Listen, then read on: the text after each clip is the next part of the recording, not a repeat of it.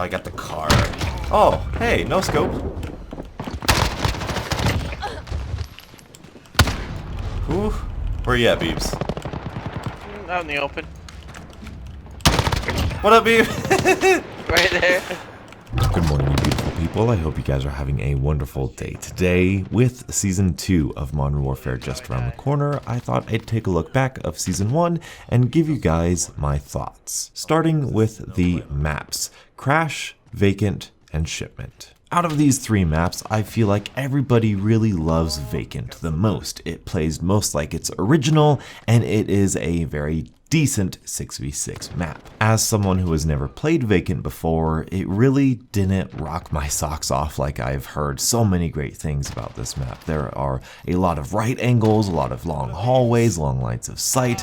It's not as natural, asymmetrical as an open map or an outside map would be, but it definitely has its own playstyle, it has its own unique engagements, and it does a pretty decent job of creating a good pace. Though of course, I think it is overhyped. Moving on to Crash, you all know how I feel about this. I created a separate video, go ahead and check that out if you haven't seen it, saying Crash is trash. And I feel like even though they updated this map, well, actually I should say, despite the updates that, in my opinion, made this map better, I still don't like this map. The 3-story is just a camper's paradise. This map has always been nothing but 2-story buildings and a camper's paradise. So really, I don't see how anybody enjoyed this outside of a nostalgic factor. I know that is a pretty controversial take, but that's just how I feel. That's my experience on this map from a fresh perspective. And finally, Shipment. This one I could talk for hours and hours on end. This might be the worst map in Call of Duty history, but it is by far the map that I've had the most game time in all of Modern Warfare. The only reason that people play this map, or at least that I play this map, is to grind out weapon camos. Unfortunately, you have to turn off your brain in order to do so. There is no strategy, there is no skill, there is nothing but luck involved in this map. The spawns are absolutely atrocious, the map flow is non-existent, it is unpredictable, chaotic, and a mess, and how it got past any sort of QA testing is beyond me. And that's it for these 6v6 maps, but I still have something to say about these maps because they're all remakes. Now, I might do a separate video on this depending on how Season 2 works out, but personally, I really want some unique original maps for Season 2. I think this might be the first time in Call of Duty history where an entire DLC season is just remade maps. Now, don't get me wrong, I appreciate a good remake. I appreciated Terminal back in Modern Warfare 3, I generally liked all of the remakes in Call of Duty Ghosts, and I have no problem with developers remaking maps. However, I also do want new content. I want new engagements. I want new lines of sight, because even though I haven't played Crash or Vacant before, I have played another map before. I've played Seatown a million times from Modern Warfare 3. I've played Rust in Infinite Warfare, so if we bring that map back again, it's not really new content, and that's a problem because you want people to keep playing your game, and if you only have remade maps, you're not going to keep people playing this game because there's nothing new to experience. But that's a thought I can dive deeper into a different video. Talking about the Ground War map, or maps we'll say here, I really enjoy Port. I think its linearity is a little bit more beneficial in the Ground War area where it's just so chaotic. It's a little bit easier to have a structured form here in Ground War to where you can kind of predict and understand where the enemies are going and coming from a little bit better. It's not perfect, it's still Ground War, it's still chaotic, but I think Port did a really good job of keeping it fun and chaotic. And the second map added to Ground War was Anaya's Palace, which is the best Ground War map if you ask me. I absolutely love how fast-paced and chaotic it is, and I think it has the most structure out of all of the Ground War maps, and I absolutely adore it for that. It's not a simple line or 3-lane map. It has a little bit of curve, it has a little bit of detail, it has a high traffic area, a low traffic area, some power positions, some good flank routes. I really like this map. Which, believe me, when this game first came out and I first played this map, I did not expect to be saying that any time in this game's life cycle. So good job, Infinity Ward. This is a W for you. Spec Ops is gonna be something I'm gonna have to talk in a different video because it's just a whole other can of worms that I don't want to open right now. And that leads us to what I believe to be the star of Season 1, and that is gonna be the different game modes. I wish I could talk about each of these individually as in-depth as I want to, but I just can't in this video. I absolutely fell in love with Grind. Depositing those dog tags for all those points and kill streaks was fantastic. Seeing somebody explode with all those dog tags and collecting them like your Pac-Man is just so fantastic.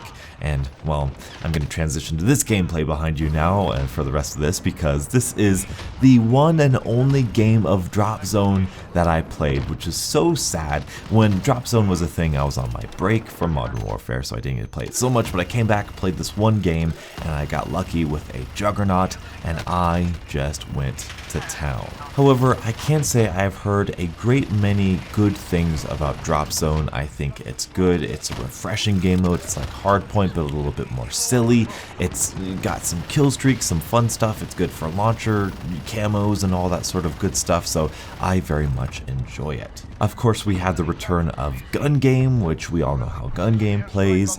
We had Infected for quite a while. In fact, we still do have Infected because it made its way into the regular core quick play playlist. On top of that, we had some silly modes like the snowball fight mode. We had 3v3, we had custom gunfights, and we have a domination team deathmatch hybrid now. So Season 1 did really a fantastic job with keeping the limited time modes coming and changing up the gameplay, making it that much more replayable. And how could I forget about the meat of Modern Warfare, the two new weapons, the Ram 7 and the Holger 26, the G36C and the TAR 21. These two weapons are fantastic. I think definitely the LMG, the Holger, is the weaker of the two because of its recoil, but of course all you need to do is what Beebs and I say, just G36C it, just tap fire that trigger. It has a high rate of fire, it does a moderate amount of damage, and if you're on target, it can absolutely destroy people. And the Ram 7 is actually a breath of fresh air. It's probably, I think, the weakest assault rifle, or maybe the M13, with a fast rate of fire and low damage, but a good amount of recoil as well. However, if you are on target, this thing is an absolute monster. After playing with these weapons about a week, I decided to stop using them because I wanted to focus on my own personal Damascus grind. However, these two weapons feel completely fair, balanced, and more importantly, fun to use. I guess the most important thing is going to be that they're fair, which leads us into Season 1's Battle Pass. I didn't expect to complete the Battle Pass, however, I actually did with a lot of time to spare, which is something that I personally really enjoy. You see, even though I make YouTube videos about this game and I want to play this game and I really enjoy Call of Duty, I don't spend hours and hours and hours on this game like every other YouTuber seems to. But with that being said, I also have a 40-hour-a-week job that I have to do and a horrible sleep schedule and all that sort of good stuff. My point is, I'm really happy that I could complete this Battle Pass and more importantly unlock the new weapons in the Battle Pass with relative ease. Now, I did purchase the Premium Battle Pass, so I got the first like 20 things for free. However, I still have plenty of time to go and I still, completed it with much more time left to spare. And all of the cosmetics in the Battle Pass are pretty fun as well, but that's really neither here nor there. It's just a good thing that there's nothing super overpowered or unfair in them, so good on you, Infinity Ward. I love this business model. Overall, I think the content package of Modern Warfare's first season is actually pretty darn good. I wish there was more unique 6v6 maps, and, well, that's kind of about it. The ground war was fantastic, the weapons are fantastic, the battle pass, the operators are really fair and a good monetization system if they want microtransactions in the game. I think they've done a pretty solid job here. So tell me your guys' thoughts of Season 1 of Modern Warfare. Did you enjoy it? Did you not enjoy it? Let me know your guys' thoughts in the comment section below. Thank you guys so much for watching. Until the next absolutely beautiful Modern Warfare morning, I'll catch up with you guys later. And as always, stay beautiful. I'm on my 5th VTOL. Wow. Of course you are. Why not? Stop shooting at me! Lads, clean yourselves up. I'm pretty sure I went negative. Really? Yeah. I don't want you to see how many deaths I have, because I'm afraid we're actually gonna not be friends anymore. What, like 2? 3? No, I died 70 times. Unbelievable. Unfreaking believable. Right. Dude, those guys had the same reaction you did. Screw this game. Screw everything. I mean, the M4 is alright. Yeah, it's the best gun in the game.